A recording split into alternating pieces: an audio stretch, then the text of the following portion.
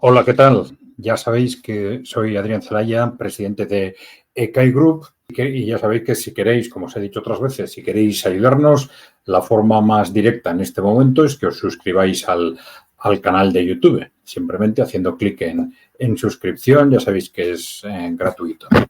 Bien, vamos a empezar intentando responder a preguntas que nos hagáis.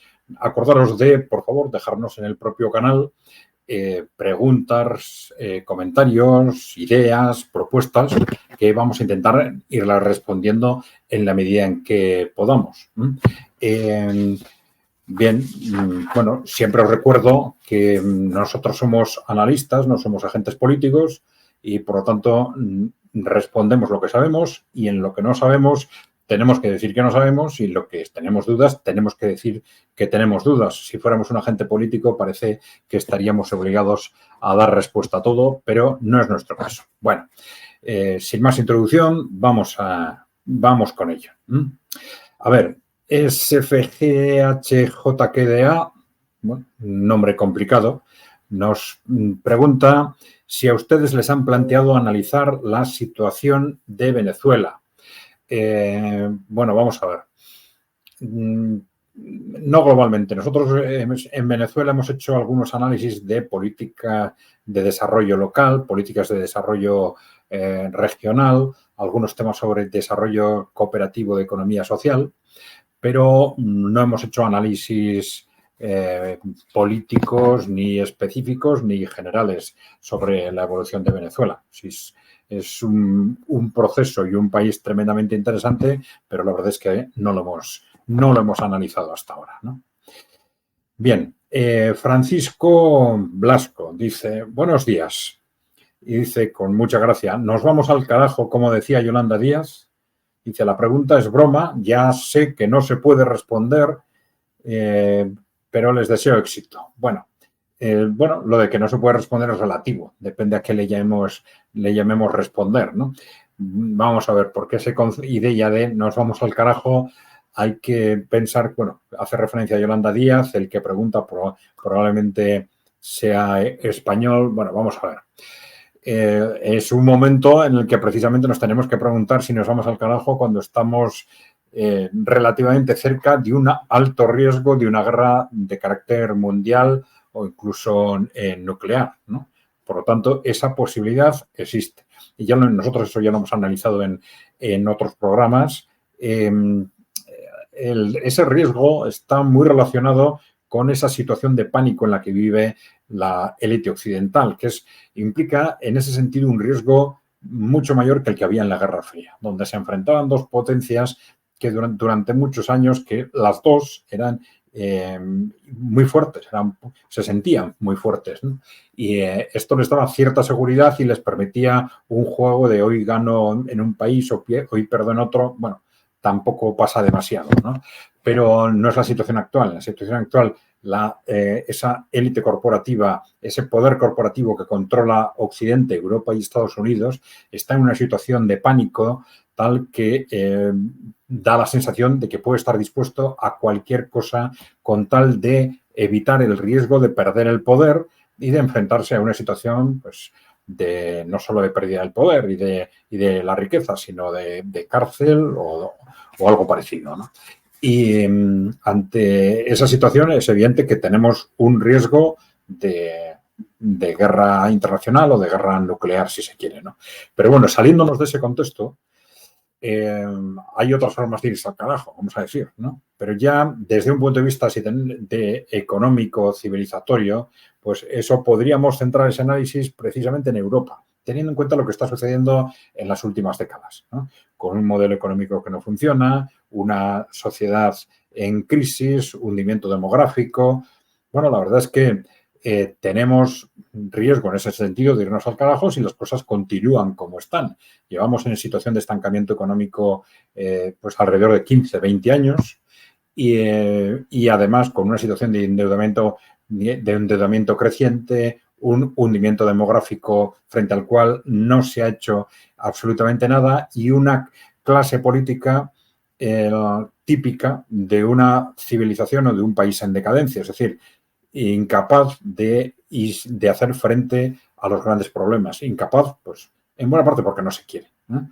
Porque si por lo menos se intentara, pues podría haber buenos o malos resultados, pero sistemáticamente se esquivan en Europa los grandes temas y escondiendo los grandes temas es imposible resolverlos. Por lo tanto, yo diría, desde el punto de vista del riesgo de guerra nuclear, evidentemente tenemos un alto riesgo, un cierto riesgo, vamos a decir, de irnos todos al carajo, como dice Francisco Blasco, pero si vamos a lo que es la evolución socioeconómica, esto habría que centrarlo más bien en Occidente.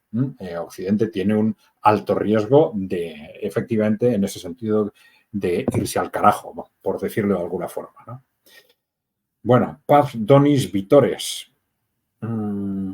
Dice, China no tiene una estrategia previa win-win con Taiwán que pudiera evitar el conflicto.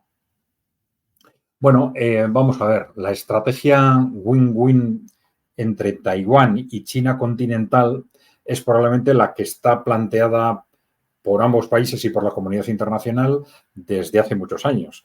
Desde el momento en que, claro, el origen de Taiwán, esto es importante como Estado independiente, esto es importante recordarlo, no es una región distinta o un Estado que tenga sus bases culturales y que se sienta amenazado por otro Estado distinto con culturas distintas.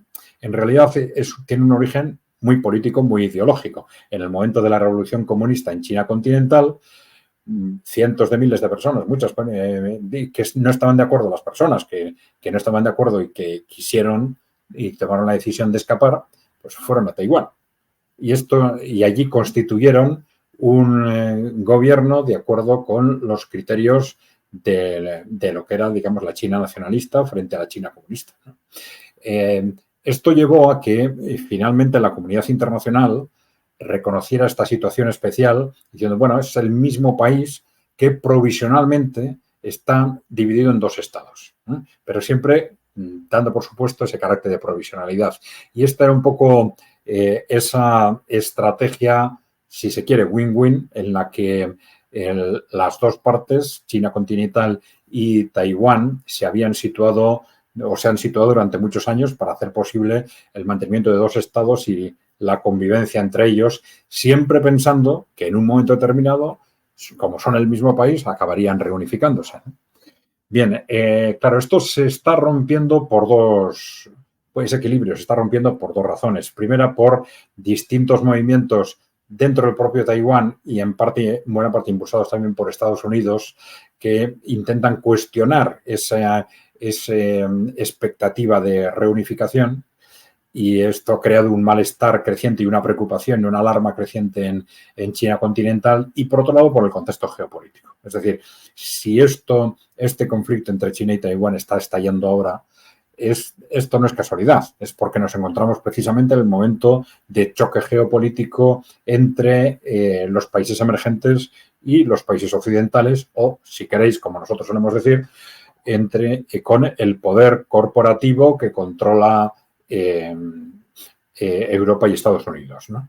Bien, dentro de ese choque geopolítico da la impresión de que Taiwán puede muy bien ser un frente, uno de los frentes que se han abierto. Y seguramente si ese frente se abre o no se abre, no va a ser como consecuencia como consecuencia de las relaciones de esta dificultad en las relaciones entre China continental y Taiwán, sino como consecuencia de las decisiones que tomen en base a ese choque geopolítico, probablemente China continental por un lado y Estados Unidos por el otro, ¿no? Esto es muy importante para entender lo que está pasando y lo que puede suceder a partir de ahora, durante los próximos años, y cómo y cuándo y por qué, evidentemente, puede suceder, ¿no? Bueno, vamos a ver. Unicanor.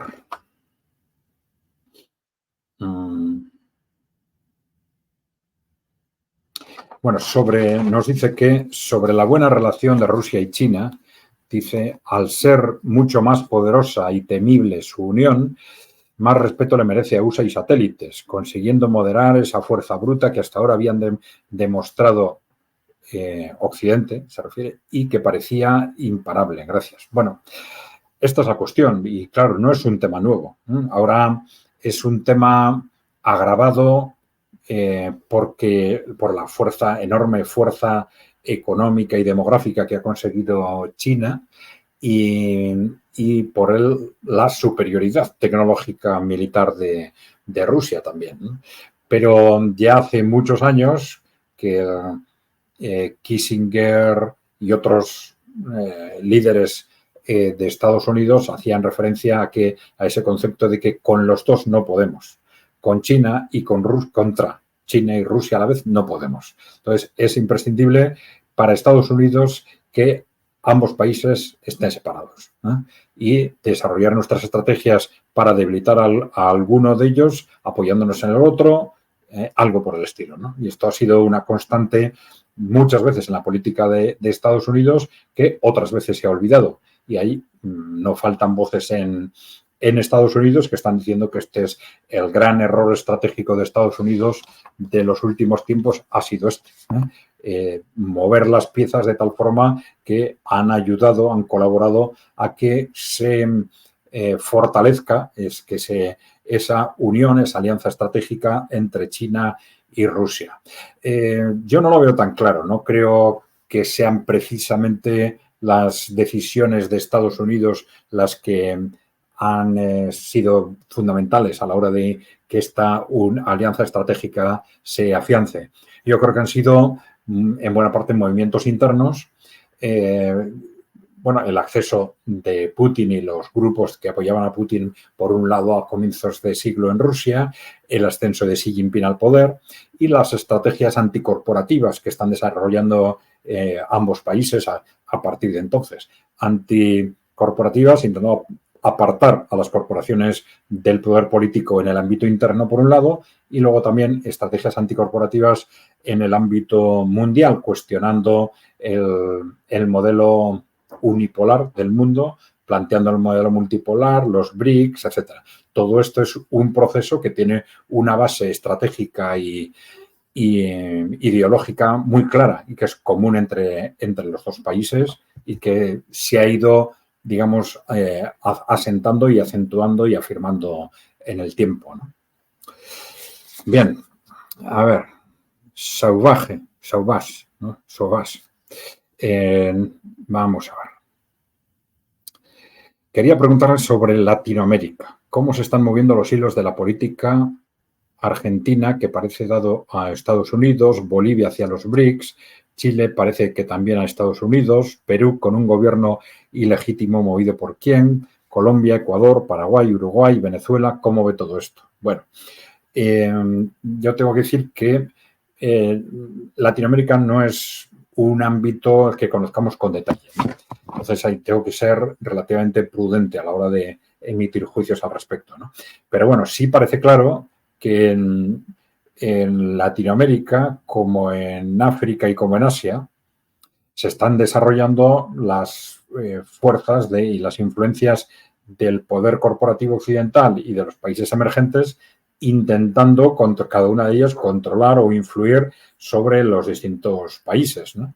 Estamos en una situación estratégicamente clave, sobre todo a partir del estallido geopolítico del 2022 y de las medidas adoptadas por Occidente en cuanto a sanciones, las respuestas de unos y otros países a esas sanciones, etcétera.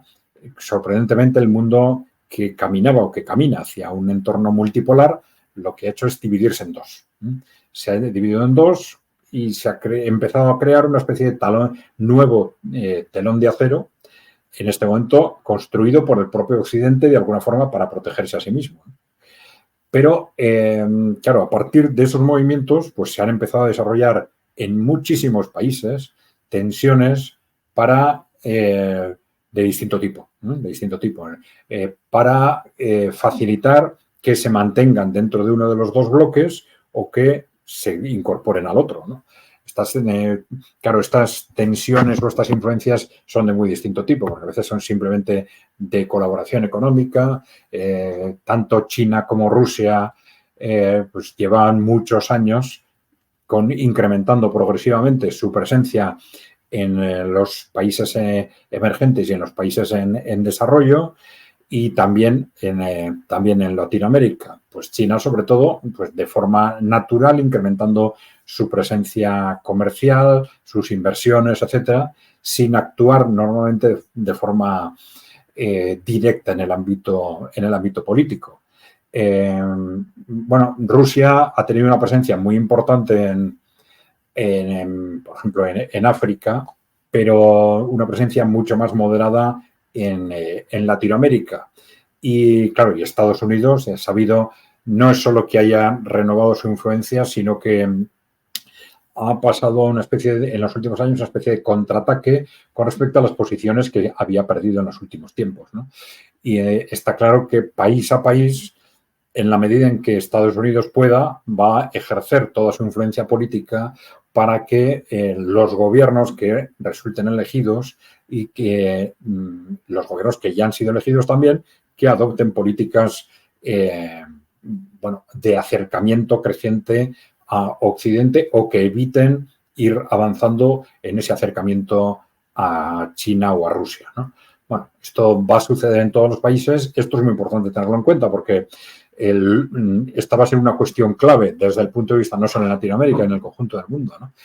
Si la cuestión clave para el futuro del mundo es ese choque entre poder corporativo occidental y países emergentes que nos va a situar o en el salto del mundo unipolar al multipolar, al final la definición de lo que es progresista y es, vamos a decir, reaccionario, por llamarlo de alguna forma, pues es esa, no es otra. No son los conceptos de izquierda, derecha o centro que se empezaron a distorsionar sistemáticamente en los años 90 a partir de la Guerra Fría y que en muchos países ya nadie sabe exactamente lo que quieren decir, ¿no? Porque quieren decir cosas distintas según con quién se esté hablando y quién usted esté utilizando esa expresión. Entonces, yo creo que también en Latinoamérica esto es una referencia muy importante, ¿no? Es decir, qué grupos se están posicionando a favor del bloque emergente, qué grupos se están posicionando a favor de Estados Unidos fundamentalmente, ¿no? En el caso de Latinoamérica. Bueno, va a ser y es la cuestión clave en muchos países y sería bueno que los ciudadanos aprendiesen cuanto antes a situarse en ese contexto, a la hora de filtrar las propuestas de unas y otras opciones o a la hora de apoyar unas u otras opciones sociales o políticas, ¿no? Bien, Germán 5000 nos dice: los neoliberales y sus vasallos tienden a acumular y especular con lo robado, no a invertir, y si lo hacen es para la industria bélica, que les garantiza el latrocinio, dice.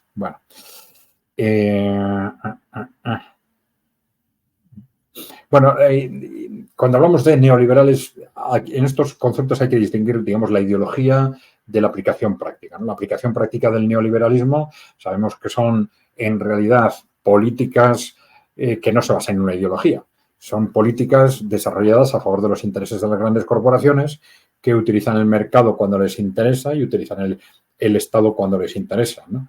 Y efectivamente el caso de la industria bélica en muchos países es un caso muy claro en el cual, a través de ese complejo militar industrial, como se llamaba en Estados Unidos, esas corporaciones hacen dinero muy fácil a costa de los recursos públicos que se les transfieren, especialmente en circunstancias de guerras, ¿no? De guerra pues interna o externa en otros países, ¿no? Es interesante en ese sentido tener en cuenta lo que ha sucedido en los últimos años. Es decir, que antes se hablaba mucho del complejo militar industrial como algo específico dentro del mundo corporativo, si se quiere, cuando en realidad últimamente se ha producido una clara interrelación a través de ¿quién? Pues de los fondos, esos fondos de inversión como BlackRock, Vanguard, etcétera, que ahora invierten en prácticamente todas las multinacionales, en grandes empresas de todo tipo y entre ellas precisamente las armamentísticas, de tal forma que en este momento, en buena parte, los intereses de esas grandes empresas privadas armamentísticas son los intereses de Wall Street, los intereses del poder corporativo en general, ¿no?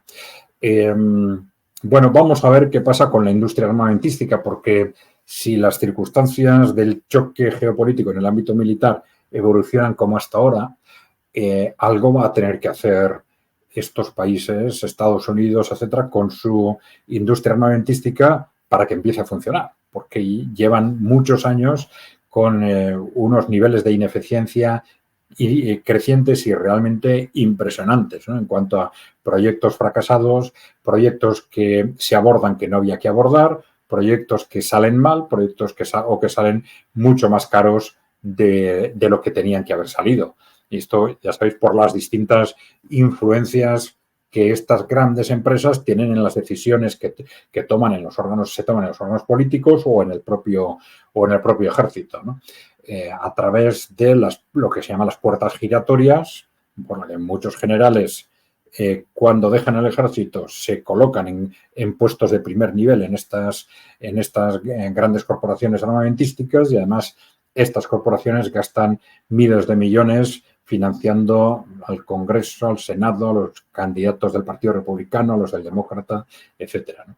Esto es una causa fundamental. Hay otras también, que por ejemplo en China y en Rusia se han hecho las cosas mucho mejor. El peso de las empresas públicas es mucho más importante dentro de este sector armamentístico, etcétera, ¿no? Pero claro, decía que esta es una causa fundamental de ese retraso tecnológico creciente de Estados Unidos frente a un país como Rusia y cada vez más con respecto a China, ¿no? Algo increíble teniendo en cuenta la cantidad de recursos que se gastan en defensa en Estados Unidos, ¿no? Que es tanto como los 20 países siguientes, ¿no? Bien, por eso decía que es muy posible, o habría que pensar que algo debería hacer Estados Unidos al respecto si dentro de ese choque geopolítico en el ámbito militar quiere recuperar terreno. Bueno, vamos a ver si se atreven a tomar medidas drásticas o no al respecto. Pero lo que es cierto es que esa confluencia público-privado en el ámbito del armamento en Estados Unidos no funciona.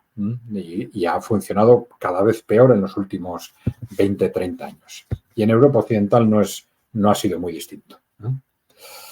Bien, vamos a ver. Navade nos dice: ¿por qué los pueblos europeos han sido dominados culturalmente por el mundo anglosajón? Hay que descolonizar a Europa.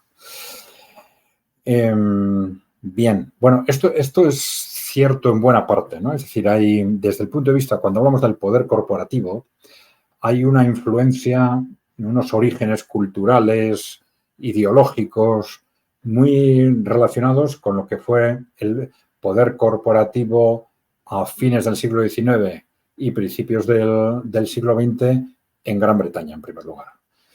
Muy relacionados con las etapas finales del Imperio Británico, ¿no?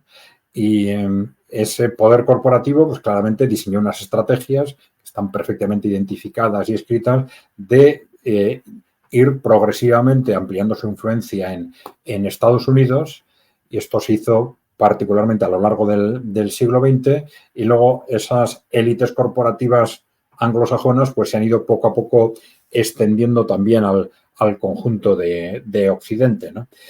Con lo cual, bueno, el factor civilizatorio en este ámbito, en estos conceptos de mundo anglosajón, Europa, es importante, pero el factor de los grupos de interés es quizás más importante, ¿no? Es decir, esa posibilidad de colonización de Europa, a la que hace referencia Navade,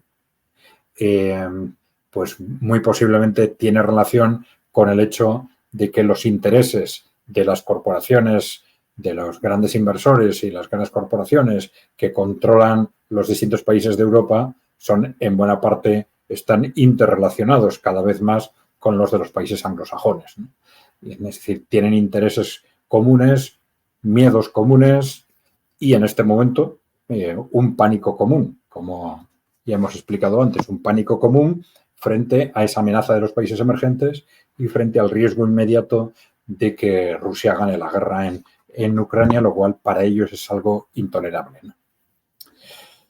Bien, Vicente González Vamos a ver. Habla de Vladimir Putin, dice, siempre comedido, pero muy duro con aquellos que conspiran contra la consolidación como potencia soberana de la Federación de Rusia.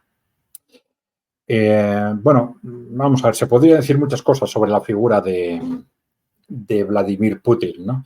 Pero en este momento, si partimos de esa imagen que los medios de comunicación trasladan en Occidente, hombre, sí es importante, para situarnos correctamente frente a lo que está sucediendo, tener en cuenta que Vladimir Putin está desarrollando un papel de moderación dentro de lo que son las estrategias en ese choque geopolítico, ¿no?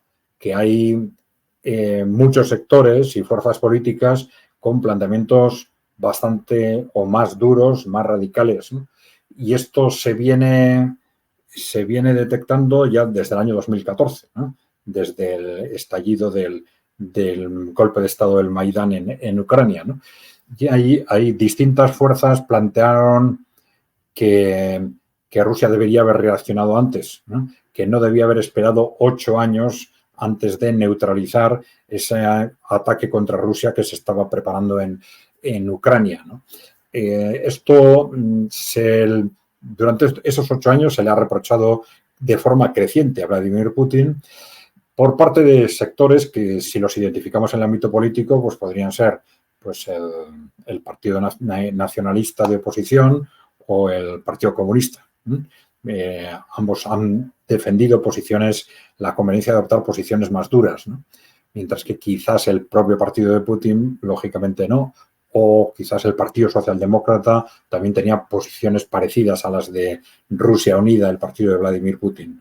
Pero esto es importante tenerlo en cuenta, es decir, Vladimir Putin a partir de ese momento, desde el estallido de 2022, pues ha desarrollado unas estrategias que enseguida se han empezado a considerar como muy moderadas por sectores muy importantes de la sociedad rusa, ¿no? Y claro, esto es lógico que se vaya acrecentando si tenemos en cuenta cuál es la estrategia de Occidente, que en el fondo llevan aproximadamente un año adoptando medidas que son medidas casus belli, cada una de ellas son causa de guerra, y que de ataques directos contra Rusia, de llevar tropas realmente regulares pero camufladas a combatir contra Rusia en Ucrania. Es decir, son causas de cada una de ellas de declaración de guerra por parte de Rusia. Rusia, la estrategia de Rusia ha sido mirar hacia otro lado fundamentalmente porque están ganando la guerra. Entonces, estratégicamente, parece que lo que les interesa es no caer en esas provocaciones y continuar con los avances dentro de la estrategia fundamental, ¿no? Pero claro, eso a corto plazo les ha funcionado, pero también ha llevado a Occidente a envalentonarse y a continuar con esas actuaciones y hacerlas cada vez más claras, más evidentes y más descaradas, llegando hasta hace poco a esos ataques contra los radares de defensa estratégica de Rusia, lo cual ya no es causa de guerra, sino es causa de guerra nuclear, ¿no? Pero, bueno, pues todo esto, claro, hace crecer el nerviosismo, lógicamente, de una parte de la sociedad y a que cada vez, pues, de alguna forma se le reproche más a Putin, a Vladimir Putin, el no haber reaccionado con más energía o frente a todas estas provocaciones, ¿no? Bien, vamos a ver, BQS. Habla también de Rusia, dice, una de las grandes dificultades que se encontraron las élites anglosajonas con Rusia es que el pueblo ruso nunca fue sometido por una potencia extranjera, ¿no? Bueno, pero bueno, hace unas referencias históricas sobre las que pide comentarios, ¿no? Pero bueno, en principio esto es relativamente cierto, ¿no? Vamos a ver. Todo lo que dice no lo voy a leer todo porque es demasiado largo, ¿no? Pero sí es cierto, primero, que muy posiblemente Occidente ha subestimado la capacidad de Rusia de resistir las ofensivas de Occidente. Es decir, ellos pensaban que, por un lado, con las sanciones y el bloqueo económico, y por otro lado, con el desgaste en Ucrania, porque claro, hay que tener en cuenta que Ucrania, el ejército de Ucrania no era un ejército cualquiera, era el primer ejército de Europa. Era, y probablemente lo sigue siendo. Es el primer ejército de Europa sin armas nucleares, pero fuera de esto, el primer ejército de Europa. Además, entrenado de forma consistente durante 8 años, precisamente para hacer frente a un conflicto con Rusia, con unas instalaciones construidas durante 8 años precisamente para hacer frente a un conflicto con Rusia, es decir, instalaciones defensivas, pues bueno, tremendamente sofisticadas desde el punto de vista de la OTAN, ¿no? Bueno, con todo ello pensaban que Rusia se va a estancar en el conflicto bélico en Ucrania, con las sanciones y económicas, pues vamos a hacer que su economía se derrumbe y su pueblo no va a aguantar. Bueno, no ha sucedido ninguna de las tres cosas. Ninguna de las tres cosas. Rusia, a través ya de una guerra de desgaste, está ganando la guerra. Las sanciones económicas no han tenido apenas un efecto negativo significativo en la economía rusa. Al contrario, es sobre todo la economía de Europa Occidental las que se está resintiendo muy gravemente, y sobre todo en el pueblo ruso, entre los ciudadanos rusos, ha habido casi un reforzamiento del apoyo al gobierno como consecuencia de hacer frente a este acoso por parte de Occidente. Con lo cual, efectivamente, desde este punto de vista, pues sí parece que ha habido una subestimación radical de esa capacidad de Rusia, y también de en qué medida esa interrelación entre Rusia y China era ya tremendamente firme antes de que empezara la guerra, y era muy difícil o prácticamente imposible que se rompiera, ¿no? Bien, vamos a ver. Taz Lorenzo nos dice: queda muy claro el porqué de ese ensañamiento contra Rusia. Los grandes grupos empresariales tienen miedo a ser barridos, igual que lo fueron los oligarcas rusos. En alguna medida es la semilla fructífera que dejó la fase comunista, pienso. Mirado así, los jefes de Estado actuales del llamado Occidente son jefes de departamento, o sea, product managers, que poca conexión afectiva tienen con sus conciudadanos de base. Me gustaría pedirle un programa dedicado a los países del este de Europa, la ex Yugoslavia, Bulgaria y Rumanía. Muchas gracias por su esfuerzo de divulgación. Bueno, sobre esta segunda parte tomo nota, pero bueno, va a ser complicado porque, bueno, pues los conocimientos que tenemos y nuestra capacidad de complementar los conocimientos que tenemos, pues es limitada. No podemos llegar a hablar de todo. Y, bueno, necesitaríamos una importante profundización en esos países en concreto para poder hacer ese programa. Pero, bueno, tomo nota y ya veremos si se puede hacer algo al respecto. Bueno, con respecto a lo que nos dice Taz Lorenzo sobre ese tema de los grupos empresariales, bueno, yo creo que es muy claro. Es decir, esas grandes corporaciones que controlan, de hecho, Occidente, son las que están aterrorizadas frente a la posibilidad de que Rusia gane la guerra, y esto implique ya definitivamente la victoria del mundo multipolar frente al mundo unipolar. Eso implica para ellos la pérdida de la hegemonía del mundo, y que además el contagio de una Rusia con mayor influencia a partir una vez que ha ganado la guerra, pues que esa influencia lleve a que termine sucediendo en Occidente lo que les sucedió a sus peones, a sus agentes en Rusia a principios de los 2000, es decir, que fueron apartados del poder, que fueron encarcelados, etc., ¿no?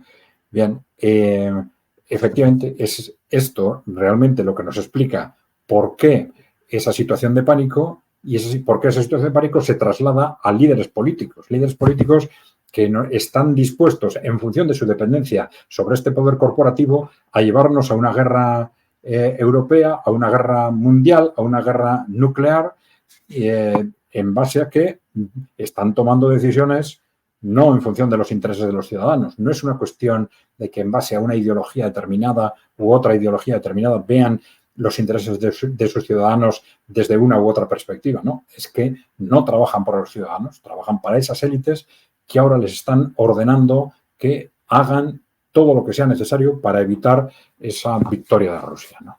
Bueno, este es el gran problema de Occidente también, porque antes de todo esto, ya hemos comentado más de una vez, que estas élites corporativas no solo han actuado o se han beneficiado del robo sistemático de países emergentes y países en desarrollo, sino que llevan 40 años destruyendo a los propios países occidentales, a Estados Unidos y a Europa, ¿no? Con un estancamiento económico creciente, hundimiento demográfico, sobreendeudamiento, en fin.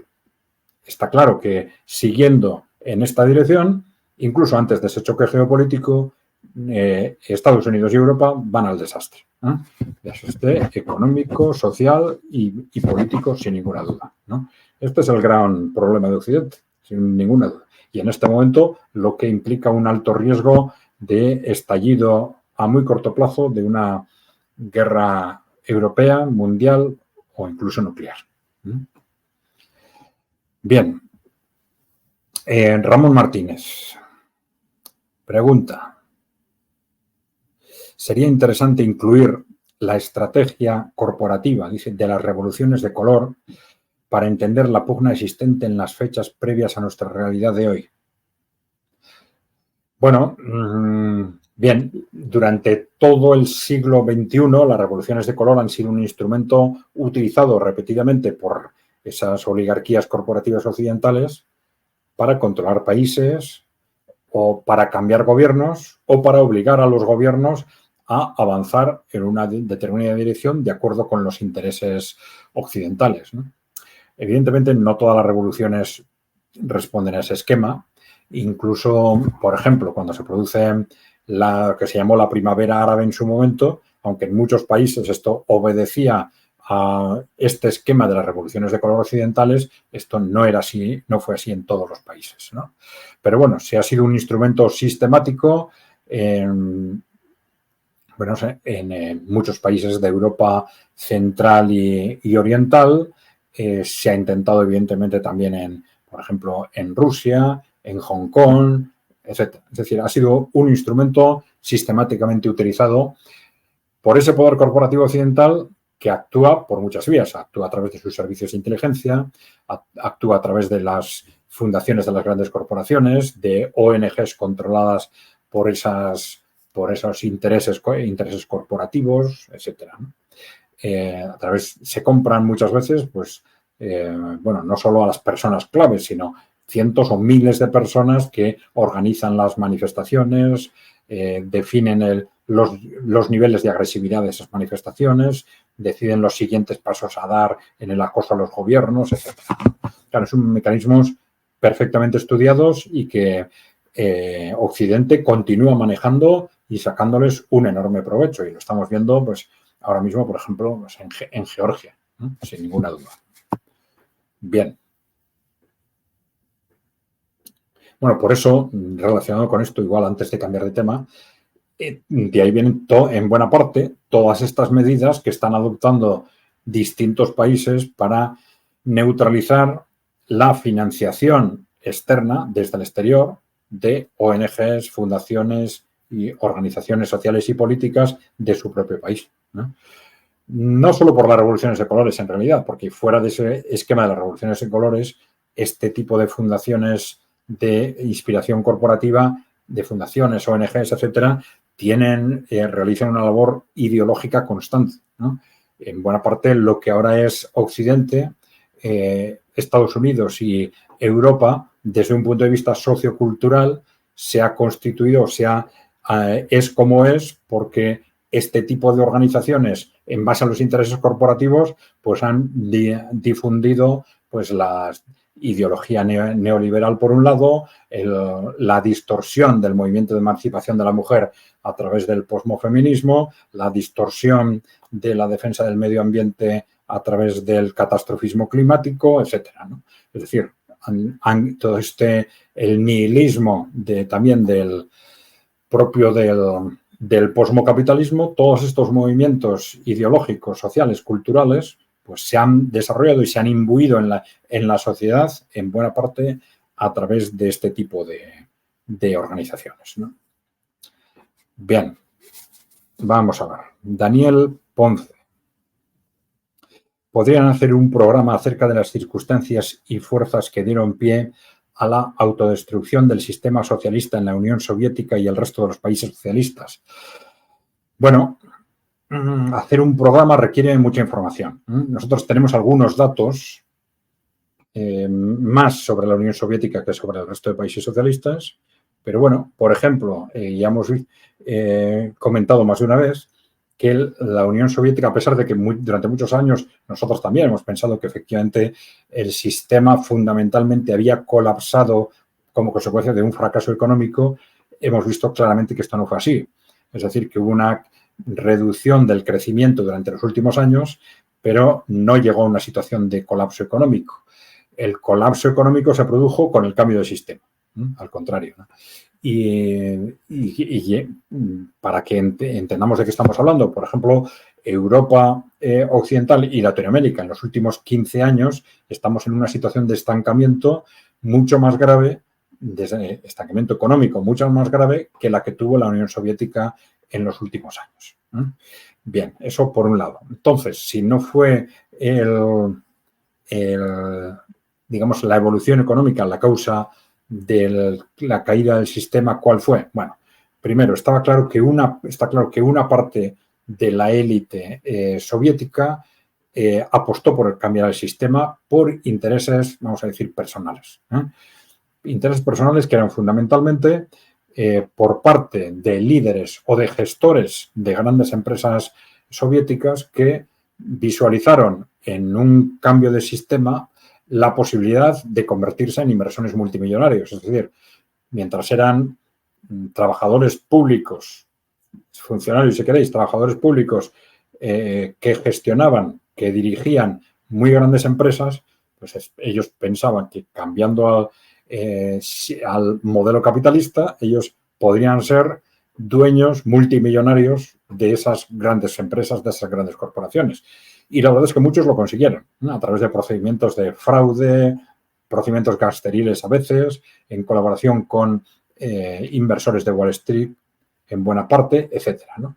Entonces, este es un factor muy importante. También, efectivamente, los servicios de inteligencia exterior, pues fundamentalmente la CIA y la inteligencia alemana, pues trabajaron muy activamente en estos países para favorecer el derrumbe del sistema, ¿no? Y luego también la forma, pero esto ya entra dentro del proceso de reforma que inició Gorbachov. Se ha dicho que fue un proceso gestionado de forma muy ingenua, ¿no? Y que fue un proceso que antes de reformar nada simplemente abrió las puertas a que todo estallara, ¿no? Esto se ha criticado, pues de alguna forma comparando formas de apertura que se utilizaron en otros países como en China, Vietnam, etcétera, con lo que fue la apertura en la Unión Soviética, ¿no? Fue una apertura que de pronto, pues también en parte gracias a estas fuerzas internas, internacionales y tal, pues facilitó pues que empezaran a estallar distintas situaciones en distintos países del bloque del Este o con minorías nacionales, etcétera. Bueno, puede ser quizás una conjunción de estas fuerzas en proporciones que seguramente no es fácil estimar, ¿no? Bien, en cuanto a lo que se planteaba, hacer un programa, pues bueno, vamos a verlo, porque ya digo que hay que tener mucha información para hacer un programa de aproximadamente una hora o tal, ¿no? Bien, vamos a verlo. A ver, Juan Torres. Me parece muy importante que hubiese un programa que profundice sobre su concepto de posmocapitalismo, ¿no? Creo que abre una brecha para la construcción de alternativas al hegemonismo corporativo, principalmente para las zonas menos desarrolladas del occidente global. Bien, bueno, sí es cierto que este concepto de posmocapitalismo, y recogemos con ello, digamos, los aspectos, si se quiere, socioculturales del periodo neoliberal. Neoliberalismo le llamamos sobre todo al ámbito socioeconómico de ese periodo. El posmocapitalismo sería el ámbito sociocultural y hay una tercera pieza que sería el atlantismo, ¿no? Pero es cierto que en la imagen pública y en lo que transmiten los medios de comunicación han conseguido que una buena parte de la población vaya interpretando estos fenómenos socioculturales como una evolución social natural, algo que surge de la propia evolución de la sociedad cuando no hay nada de esto. Es decir, han sido cambios socioculturales perfectamente organizados y perfectamente estructuradas su implantación progresiva en la sociedad a través de décadas, ¿no? Y esto está perfectamente acreditado. Era un trabajo que ya se estaba haciendo desde antes, desde la Guerra Fría, ¿no? Pero que se lanza al conjunto de la sociedad y al conjunto de los países occidentales de forma abierta a partir del hundimiento de la Unión Soviética, precisamente porque al desaparecer la oposición real, pues las corporaciones tienen la sensación de que pueden hacer con la gente más o menos lo que quieren.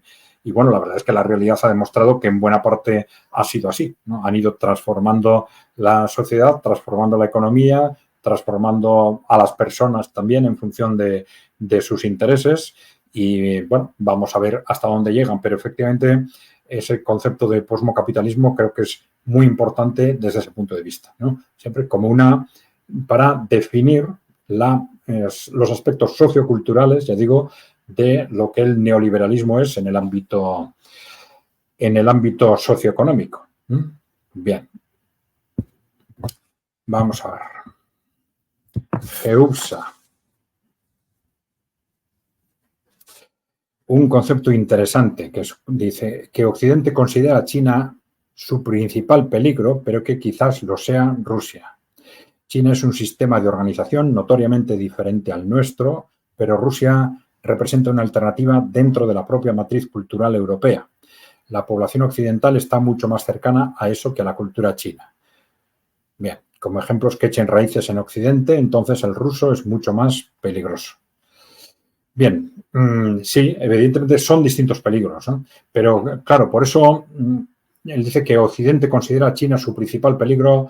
No, yo diría que muchas veces verbaliza que China es el principal peligro, pero yo creo que las élites occidentales son perfectamente conscientes de las dos cosas, del enorme peligro económico, vamos a decir, que representa China, pero que el peligro, vamos a decir, ideológico, cultural, viene sobre todo de Rusia, ¿no? Yo creo que esto es muy claro y lo hemos centrado en concreto en esas imágenes en las que uno de los oligarcas es encarcelado, aparece detrás de las rejas, Khodorkovsky en concreto, un Khodorkovsky que hace unos días reconocía que trabajaba bajo la coordinación, él y sus compañeros trabajaban bajo la coordinación ¿de quién? De Rothschild. Es decir, está diciendo que, lógicamente, estos grandes élites corporativas pues ven y visualizan perfectamente el altísimo riesgo de que lo que les sucedió a sus peones en Rusia les suceda a ellos en Occidente si Rusia gana esta guerra. Entonces, ese peligro está muy relacionado precisamente con esto, con esta cercanía cultural, porque los ciudadanos europeos y norteamericanos, si Rusia se mantiene y aumenta su influencia y los ciudadanos europeos y norteamericanos ven cómo Rusia lo que ha conseguido echar del poder a esas élites corporativas y desarrollar a partir de ahí políticas sociales y políticas económicas de acuerdo con los intereses de los ciudadanos, precisamente basándose en ese requisito previo de echar del poder a esas élites corporativas, pues los ciudadanos europeos o norteamericanos muy rápidamente van a intentar copiar esto, ¿no? Y este es algo, yo creo que las élites occidentales lo visualizan perfectamente, ¿eh? No es algo que se les escape. Por eso estamos ahora en la tensión en la que estamos, por eso esa obsesión con someter a Rusia, por eso esa obsesión con evitar a toda costa que Rusia gane esta guerra, pero hasta el punto de, si es necesario, provocar una guerra mundial o incluso nuclear, como parece que están intentando, ¿no?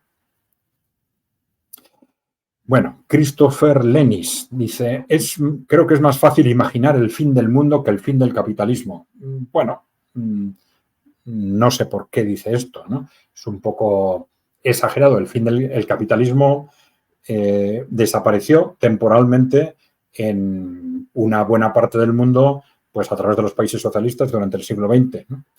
En este momento nosotros hemos explicado, ya analizando posibles modelos de futuro a partir de ahora y partiendo del concepto de que no tanto el capitalismo cuanto el modelo neoliberal del capitalismo está en cuestión, no solo por parte de los críticos, sino por parte incluso de las multinacionales, etcétera. Entonces, cara al futuro, se están planteando alternativas, bueno, que es discutible, algunas de ellas es discutible si van a evolucionar hacia entornos que no solo no son neoliberales, sino que dejan de ser capitalistas. Bueno, pero también esto va a depender de lo que entendamos por capitalismo, ¿eh? Porque por capitalismo y de lo que son modelos intermedios, ¿eh? Y hemos dicho que hay modelos planteados, algunos de ellos por las grandes multinacionales, otros los países emergentes, que, bueno, nos plantean la duda de a qué le llamamos modelo capitalista una vez que, digamos, los modelos económicos empiezan a utilizar instrumentos no capitalistas en una determinada dimensión.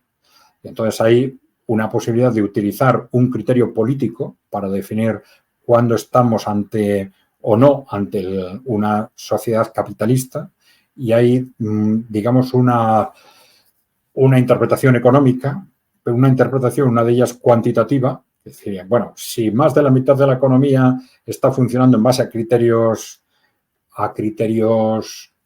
capitalistas, entonces estamos en el capitalismo, y si no, no. Y la otra interpretación es más de niveles de influencia.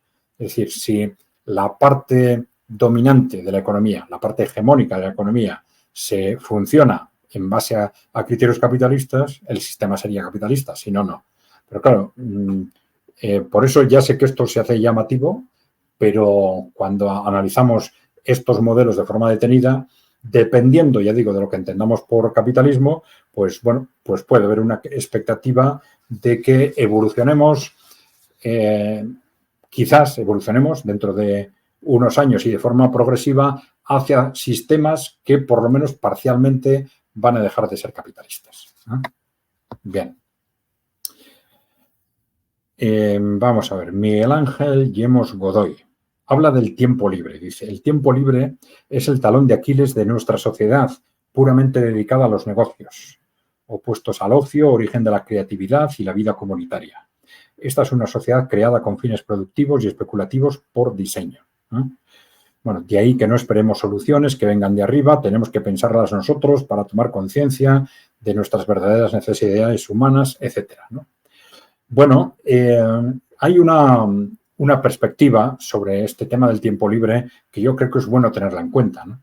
Si analizamos lo que ha sucedido, sobre todo en los últimos 40, 50 años, como siempre hemos pensado que el tiempo libre iba a ir a más cada vez, y resulta que en los años 60, 70, 80 se produce una ruptura de ese criterio, sobre todo porque se produce el proceso masivo de incorporación de la mujer al mercado de trabajo, pero se produce no repartiendo el trabajo existente, profesional y doméstico, sino añadiendo a las mujeres 40 horas de trabajo más. Esto ya hemos explicado que lleva a una situación de esclavitud laboral a cientos de millones de mujeres y también a una desaparición del tiempo libre. Pensábamos que con la evolución tecnológica, económica, productiva, íbamos a trabajar cada vez menos y de pronto nos encontramos sin que nadie diga nada. Esto es lo gordo, ¿no? Cómo nos han tenido estos 30, 40 años absolutamente despistados, ¿no? Pues sin que nadie diga nada, de pronto nos echan encima 40 horas más por unidad familiar, ¿no? Pero claro, sí es interesante tener en cuenta, tal como dice Miguel Ángel Yemos Godoy, que el tiempo libre está muy relacionado con la capacidad de vida comunitaria, la capacidad de interrelación, la capacidad de construcción social. Claro, a partir de ese momento, en muchísimos jóvenes, muchísimas familias, ha desaparecido el tiempo libre. Familias familias con hijos que tengan. Desaparece el tiempo libre, ¿no? Y en general se ha reducido sistemáticamente. Esto llevó probablemente en los años 80 a una reducción drástica de nuestra capacidad de crear vida social, de asociarnos, de participar en un sindicato, de participar en la vida política, etcétera, ¿no? Entonces, es un factor del que se habla pocas veces, pero que es muy importante tenerlo en cuenta. Y a la inversa, en qué medida, eso nos puede apuntar en qué medida es fundamental que empecemos a visualizar, por lo menos estratégicamente, cómo avanzamos hacia una sociedad con más tiempo libre, que sea acorde con nuestra capacidad productiva y que además nos permita, digamos, desarrollar con normalidad nuestra vida social y comunitaria. Bien, bueno, pues ya llevamos 55 minutos, creo, aproximadamente. Sí, pues si os parece, lo vamos a dejar aquí. Bueno, os recuerdo, pues bueno, como otras veces, en principio, nosotros somos en ECAI Center, ECAI Group, somos analistas, no somos agentes políticos, por lo tanto, no tenemos por qué responder a todo. Nuestra obligación es no responder a todo, solo responder a lo que sabemos, a lo que hemos analizado, y si tenemos dudas, transmitir que tenemos dudas, etcétera, ¿no? Bien, pues sin más, si queréis ayudarnos, ya sabéis, por favor, suscribiros en el canal o inducir a otros, proponer a otros contactos vuestros, además de enviarles los vídeos, por supuesto, proponerles que se suscriban. Y sin más, pues muchas gracias por compartir este vídeo y hasta la próxima. Un saludo. Ah, perdón, me olvidaba, ¿no? No os olvidéis de dejarnos en el propio canal preguntas, comentarios, ideas o propuestas. Intentaremos irlas respondiendo en la medida en que podamos.